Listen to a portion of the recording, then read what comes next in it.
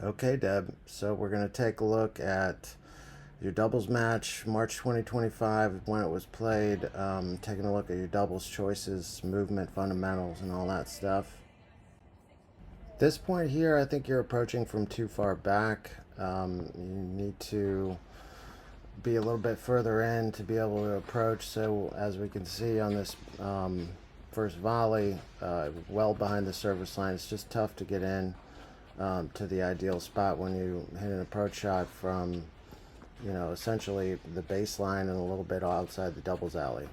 I'd like to see you up in no man's land, or at least a couple, where you're setting up a couple of feet inside the baseline and going forward through the approach shot so you're on your way in. This will make it a lot easier for you to get up inside the service box to be able to hit that first volley or close to it.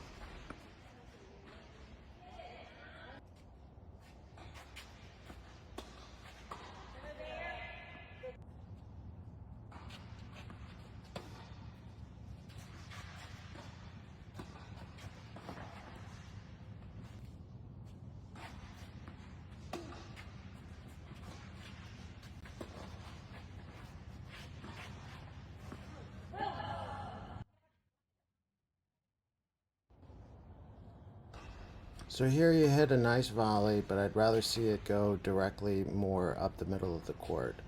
And after the switch, I think you're a little too far back and in the center of the box. I think if you're closer when she's about to hit this overhead and more towards the center line, you'd be able to cut this overhead off.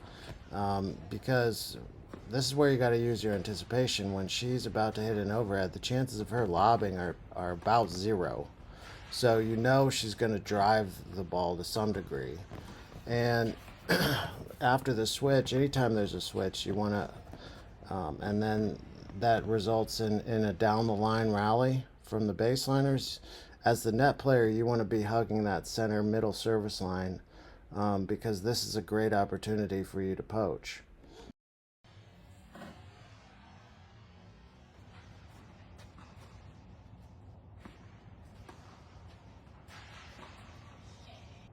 So this one, it just looks like you're not ready for. So whether you're thinking about lunch, or maybe Ed didn't do the dishes or something, or the movie you saw last night, regardless, it just looks like you're not present and watching your opponent prepare for the shot and hit through the shot.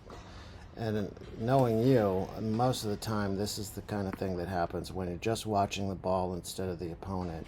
So then you're not ready for what's coming because you have no idea what's coming because you're just watching the ball instead of their body language and their racket. So Deb, here's a similar moment from before where Beth hits a lob and your opponent's moving back behind the baseline about to hit this overhead. And so you know it's not going to be a lob. And you know that she's more towards the middle of the court. So this is a chance for you to pinch the middle, and I would get up closer than you are, and right as she's hitting, that's when you can make a nice big split step towards the net strap looking to poach.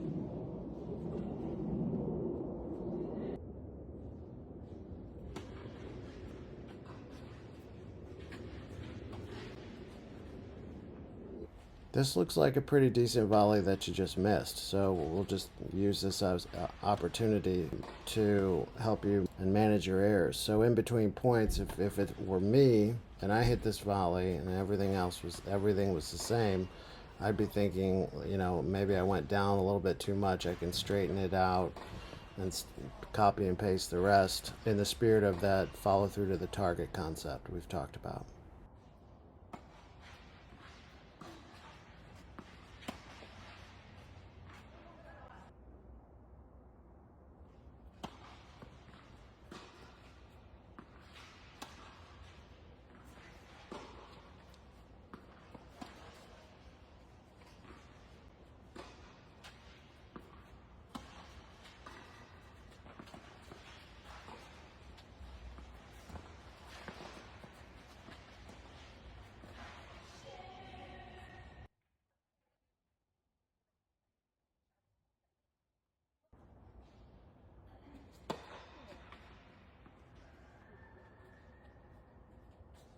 Okay, so for reference in this video, I cut out all the missed serves from the other three players, and I left yours in.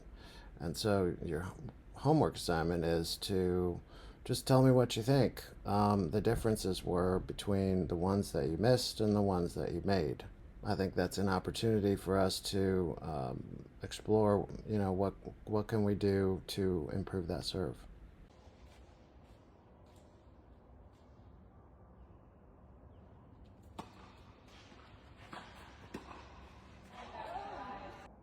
So here you end up having to hit an amazing shot in order to make up for a positioning error.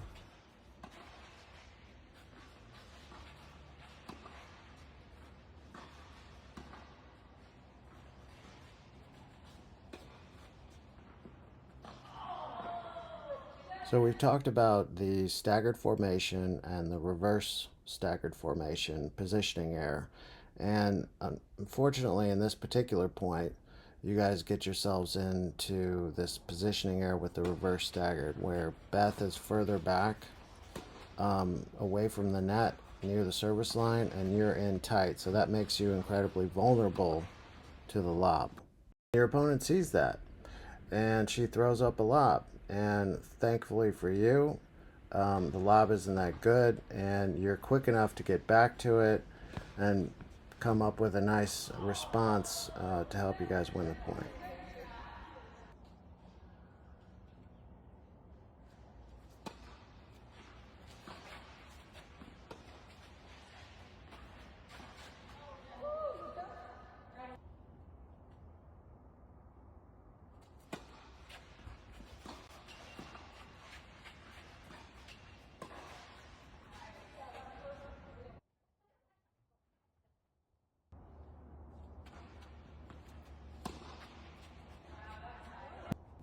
So with this volley, this is where you got to know where your opponents are to know where to target your next shot.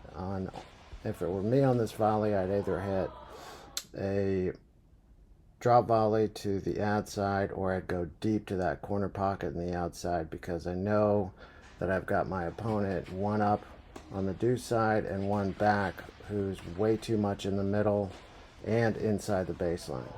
A good time to hit drop volleys is when the ball is slow and low and you're relatively close to the net. I think this qualifies. Based on where your opponent's at in the middle and inside the court, that makes her vulnerable to depth and the open court.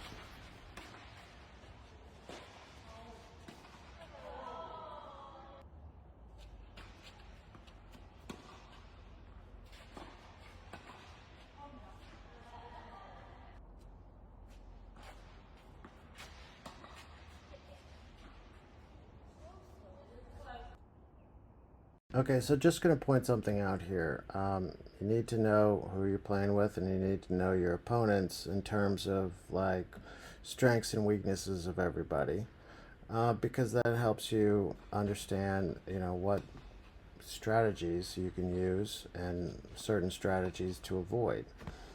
Now, in this case, the volley that this player just missed was one of less than 10 volleys that she hit the entire day, and it was one of less than 5 volleys she hit in the entire set in the one that we're watching. So when somebody doesn't volley in doubles, that just means that they probably don't want to be up there, and they certainly aren't comfortable up there. So that's something to consider moving forward. Once we start thinking about what our opponents can and cannot do comfortably, then you go down this road, you start thinking about all kinds of basic questions about the team that you're against, which is to say, like, okay, which player on the other team has better ground strokes? Which player on the other team has better volleys? Which player should we avoid serving to their forehand? Which player do we want to serve to their forehand? Who has the better backhand? All kinds of things like this, so that way you know what kind of choices you want to be making when you get in those situations. And there are other things too that you can look for. So, for example, if one of the players on the other team is really fast, you might be less likely to drop shot them or lob their partner at the net. But if, in contrast, if somebody's movement is really slow, you might be more likely to push them deep and then chip them short, or you might be more likely to lob their partner when their partner's at the net, because that's going to make them have to run all the way across the court, and that way you could exploit their movement. But in the case of this particular opponent, this might be a scenario where she volleys very comfortably, but we don't know that, and we should be curious enough to find out. So, because if you have somebody that hits 5-6 volleys throughout the course of 2 hours of tennis in a doubles match, they might volley well. It's possible, but it's not likely. And they're probably avoiding the net for a reason. And usually that reason is lack of confidence in the volleys and lack of confidence in the net, covering the net, and moving at the net, and all kinds of things like that. So what do you do to exploit that and do about it? Well, after she serves, a good return might be to chip her short. Make her come to the net right away. After you get in some points and she's back on the baseline, don't just chip her short right away. Sometimes push her back first and then chip her short and make her come to the net almost every time she's out there. Once you start to see that, okay, well, I was right. I chipped her short. She came to the net. She didn't know what to do. And so once it works a few times, then you just keep going and going and going and going and going. And the well usually does not ever run dry. Now, all of that is theoretical, of course, at this point, but it's worth trying.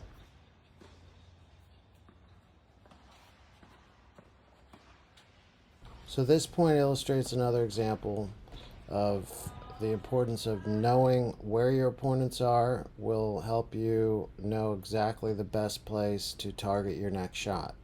Okay, so Deb, you hit this nice little short angle forehand that pulls her off the court. And she should go to the net here, but she doesn't, because we already know she doesn't want to be up there. So she starts recovering back to the baseline, but by the time you hit this volley, she's in the middle of no man's land. And so if you see that, that would be a great time to take this forehand volley deep down the middle, because that's the best keep away option, and she's vulnerable to depth. But instead you choose to hit your short angle. She's already over there, and then the rest of the point gets a little tougher. The other thing is, after you hit that first forehand volley, you guys are both out of position. So Beth's too far back. And you're too far on top of the center middle service line. So if you guys were in more of a traditional staggered formation, you'd probably have the court covered and you'd be fine anyway.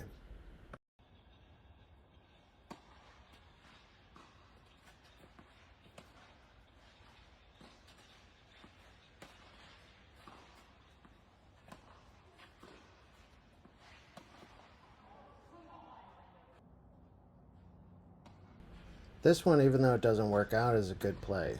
Why? Because taking a second serve that's weaker, that's easier for you, and hitting an aggressive return with pace right at the net player, that's a good play. That's a high percentage play. This time it didn't work out, but don't feel bad about it.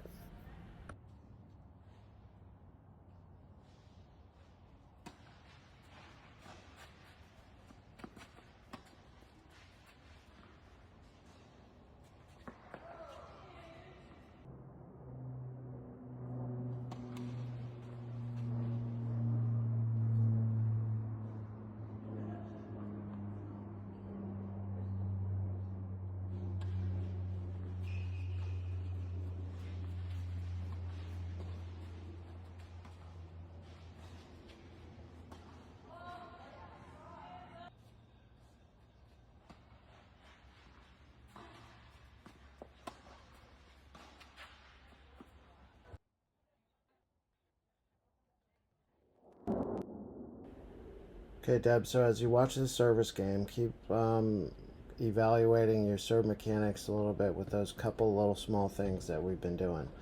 Um, After you toss the ball, you want to keep that left arm up extended until you start going up after it. And, once we're here, we want to tilt the line of the shoulders a little bit, so that helps you go up and swing up and drive up, brush up, all that stuff.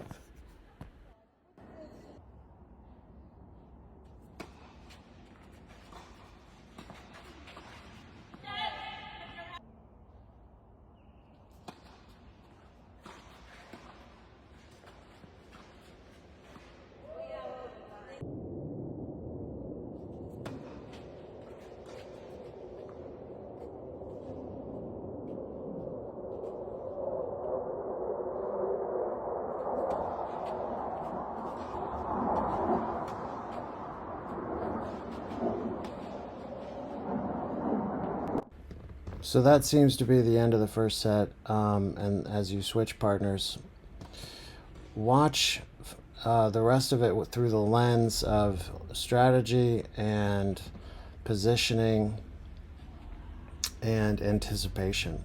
So it's like, okay, well, does it look like my choices have some purpose? What does my positioning at the net look like? Am I approaching at the right times? Does it look like I'm anticipating? So that helps me know what to do, and that predicts my shot selection, stuff like that.